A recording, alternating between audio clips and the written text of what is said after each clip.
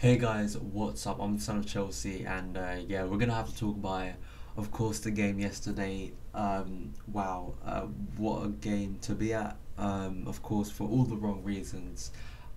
Just absolutely terrible. Of course, the score, everyone knows it by now. Everyone is talking about it on social media. The media, of course, are loving it. Chelsea 2, Bradford 4. First thing I want to say, and is probably the most obvious thing, is congrats to Bradford. They completely deserved to win yesterday.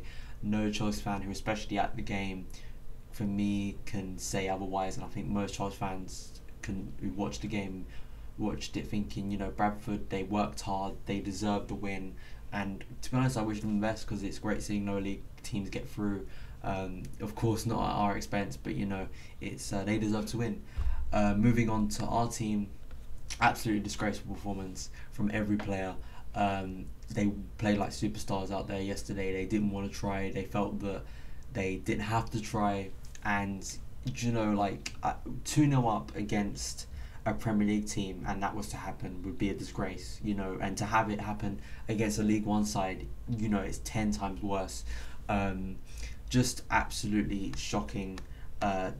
Just absolutely shocking. And watching the game, it was like watching a slow car crash, or it was like watching me stand up right now. Like, I'll give you an explanation of what the Chelsea team were like yesterday after Bradford got the second goal to get back. It was like them literally standing up and walking out. That is exactly what it was like yesterday. That's what it was like, watching a slow car crash. Chelsea not caring and Bradford earning the win. I felt I was shocked, and I was smiling on the way out, and I was not, once again, don't take that as me not caring. Take that as me, just as I was after the Tottenham game, just like so shocked, like what just happened. Just absolutely appalling, really. And it was just another disgraced performance. Players like Cahill, who I've always defended. Actually, I'll leave a link to Chelsea fans channel, Rory, who did the review. He did a brilliant review yesterday, and he's actually one of those who've been on the side of like more critical to Cahill, and I've always tried to defend him because I think he is a good defender.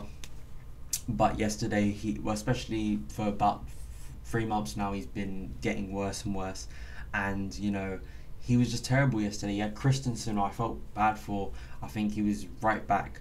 And he was completely exposed all game. He's tried his best, but he was exposed. I felt with Zuma as well. The reason I said, I went in my preview and I got loads of comments saying, and also on Twitter as well, because I posted my lineup on Twitter, and people were going, oh, Terry can't start, he needs a rest. Fabregas can't start, he needs a rest. The reason why I put them in my team, whether Jose said Salah was going to start or not, or who he said was going to get a rest, the reason I put them is for the exact reason why we lost yesterday, because Terry would structure out the defence, Fabregas in midfield would give that class, and something like that. Also Ramirez, I felt done well, but you need players in there who are going to do a job and who are going to actually fight. Ake in midfield would have fought. I felt yesterday, if you had Fabregas next to him, or even Matic next to him, even Ramirez next to him. I just felt Mikel was absolutely awful yesterday. Mohamed Salah has to leave Chelsea now. There's no doubts about it. In my preview I said last chance for Salah. I don't even know if he was in the squad. Salah did nothing right yesterday. He was just absolutely terrible. I saw someone on Twitter go, he had a good game. I don't know. I don't even think there was a stream for it, so people would have been guessing. But he had a terrible game. He did nothing right all day. And yeah, once Bradford got back into it, it was quite clear what was going to happen. I think it was quite obvious. We were either going to just scrape victory, maybe get a third goal, or they want to come back and win it, because Bradford were a better team, and they got the equaliser, then straight away got, I think, the third, and then by the fourth. And what really annoyed me was there was no urgency in our play until Hazard, Willian and Fabregas came on. That should not be the case. I don't care, like, people go, well, all our players are crap, sell all of them. But to be honest, there are players on that pitch who we should still be beating, and that team that went out on the field should still be beating Bradford. It's just the fact that Bradford wanted it more. It's just the fact that the players didn't care, and that's what annoying. It's just embarrassing. So yeah, I mean, we go into Tuesday's game now. This massive week. It is an absolutely massive week. I cannot describe how big this week is, because we're out in the FA Cup now. Tuesday I have a chance to win and go to Wembley, and on Saturday for me is just absolutely crucial. So we have to win these two games. There's no ifs or buts about it. We have to come up with a good victory.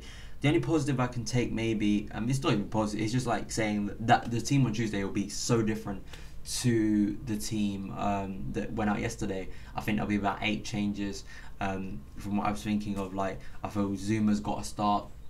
I think Ivanovic will come back. Azpilicueta will stay at left back. Matic and Fabregas, of course, in midfield. Willian right wing. Oscar in the middle, who had a terrible game as well, but everyone just had a bad day. But Hazard out on left, and of course Costa up front. So really, and also what I saw later on in the game, once they scored the fourth, I just walked out. Now, I know I'm going to get criticism for that, but and I was talking to one of my mates who's a QPR fan, and he agreed with me as well. Like, if we are sitting this, I was in Harden Lower, and anyway, people who I know who also were in the Harden Lower could see we were singing basically all game. There was good banter going between. Bradford were amazing. Their support was probably the best support I've seen at Stamford Bridge this season for sure. I haven't seen better support than that. Were just brilliant throughout the game. It wasn't just like when they started. Of course, they went crazy when they scored, but they were brilliant from first to 90 minutes. And there was good banter going between the Harden and the Shed, where they just took out the whole. They, as I predicted, they had the whole Shed end, which was good for them. And yeah, like we were singing, and you know, when the fourth goal goes in, it's almost like, why should I stand here and continue to support when you clearly just cannot be bothered to put in the shift, just because you think that Bradford are League One and you don't have to try. That's not the case.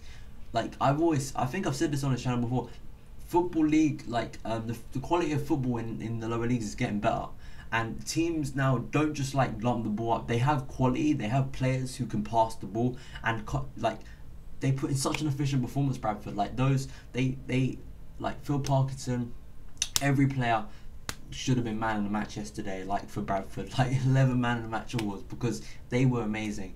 But you know, our players just didn't care. It was quite clear and quite evident from the first minute that it was a lazy performance. No, the players didn't want to be there. They just thought they could stroll to victory, which maybe I was a bit arrogant in my preview where I said 4-0, but I still believe that this team, who's top of the league, who went to flipping Swansea and won 5-0, cannot win against Bradford at home. So thanks for watching this reaction video, guys. I'm on the edge of flipping out and just like laughing because it's just an absolute ridiculous result. We have to win on Tuesday. So thanks for watching today's video, guys. Follow me on Twitter at @SonOfChelsea, and I'll see you again.